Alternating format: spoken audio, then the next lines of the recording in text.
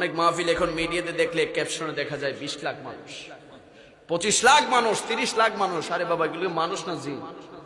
20 লাখ মানুষ তুমি কোথায় আটকাবা? যাক বলে তারা লিখে, তারা লিখুক, কিন্তু আমাদের হিংসা নাই, আমাদের আফসোস, আমাদের কষ্ট সেখানে 20 লক্ষ 25 লক্ষ মানুষের সামনে আমার নবীর শান মানে বেয়াদবি করে, আর সবাই তাকে নাকি আল্লাহর জন্য ভালোবাসে। চিৎকার দিয়ে বলি নাউজুবিল্লাহ।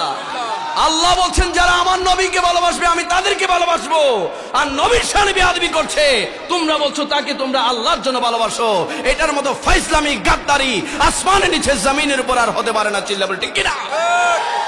তুমি আমার নবীকে মহব্বত করবে, আমি তোমাকে ভালোবাসবো। তুমি রিকশাওয়ালা হতে পারো, তুমি জুতার মুচি হতে পারো, তুমি ব্যান চালক হতে পারো, তুমি ফকির হতে পারো, গরিব হতে পারো, তোমার সিনার মধ্যে বুকের মধ্যে যদি আমার নূর নবী কামলিওয়ালা নবীর প্রেম ভালোবাসা মহব্বত থাকে, তোমার স্থান আমার মাথার উপরে, মাথার উপরে, মাথার উপরে।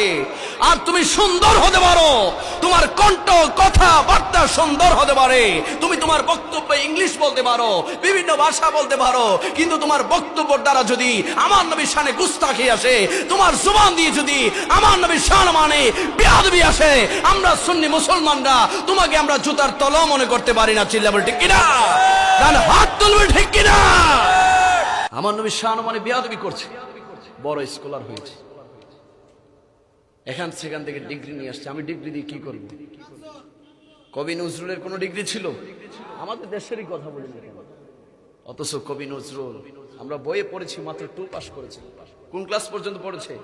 ক্লাস 2 পর্যন্ত। কিন্তু আমার নবীর শানে এমন এমন শব্দ চয়ন করেছে বর্তমান শিক্ষিত সমাজরা কল্পনা করতে পারবে না। সে লিখেছে, আমি যদি হতাম আরবের পথ, ওই পথ দিয়ে হেঁটে যেত নূর নবী মুহাম্মদ। সুবহানাল্লাহ। আর ওই শয়তান হারামজাদা বালাউন নমরুদ সে আমার নবীকে কাউবয় বলছে। আমার নবী নাকি রাখাল ছিল, রাখাল ছিল। তোমার জুবান দিয়ে আসে আমার নবী রাখাল ছিল, আর আমাদের সুন্নির জুবান দিয়ে, আমাদের জুবান দিয়ে আসে আমার নবী ছিল সাইয়্যিদুল মুরসালিন। চিল্লা বল ঠিক কিনা? আমার নবী ছিল রাহাতুল আশিকিন, আমার নবী ছিল শাফিউল মুজতামিন, আমার নবী ছিল রাহমাতুল লিল আলামিন। তোমার সুন্দর লেকচার দিয়ে আমরা কি করব? সে নবী শানমান বলতে জানে না, কিন্তু স্ত্রীকে কেমনে ভালোবাসবেন সেই গল্প সে শোনাতে জানে। কত বড় শয়তান! কারণ স্ত্রীকে কিভাবে ভালোবাসতে হবে, প্রেমিকাকে কিভাবে আপনি পটাইতে হবে, এই সিস্টেমগুলো জানালে যুবকরা তার দিকে আসবে আর লিখবে কমেন্টে আল্লাহর জন্য আপনাকে ভালোবাসে। ফাইজলামির জায়গা পাও না, শয়তানের জায়গা পাও না। তুমি এই দেশে এজেন্ট হিসেবে এসেছো, গর্ত থেকে বের হয়েছো, সময় হলে আবার গর্তে চলে যেতে হবে। ঠিক কিনা? আমরা এগুলো ভয় পাই না। 22,000 মুনাফিক বেঈমান ছিল কারবালার ময়দানে, মাত্র 72 জন ইমানদার আহলে বায়াত ছিল কারবালার ময়দানে।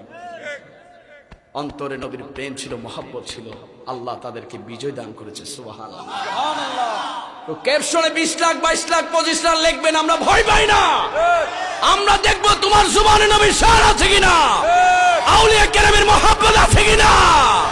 আর যদি নবীর শান না থাকে, আমরা সুন্নিরা তোমাকে তেজপাতা মনে করি না। ঠিক কিনা? যুবক ভাইরা, ইমানকে সাবধান, ইমান সাবধান, সচেতন হতে হবে। ইমান হাইজাক হচ্ছে, বেঈমানের বাচ্চারা বের হয়েছে ইমানকে নষ্ট করার জন্য, ইমানকে ধ্বংস করার জন্য। আপনি আপনার সন্তানের খোঁজ নেবেন সে কার ওয়াজ শুনছে, আপনার ভাইয়ের খোঁজ নেবেন তার মোবাইলে কার ওয়াজ আছে। সে মিষ্টি মিষ্টি কথা বলে আপনার ইমানকে ধ্বংস করে দিচ্ছে, আপনার সন্তানের, আপনার ভাইয়ের, আপনার বন্ধুর, আপনি নিজেও জানেন না। সুতরাং সজাগ থাকার দরকার আছে না নাই? আমাদের সুন্নিদের যেমনি ভাবে জজবা আছে, ঠিক তেমনি ভাবে হুশও লাগবে। আল্লাহ পাক রব্বুল আলামিন কবুল করুক।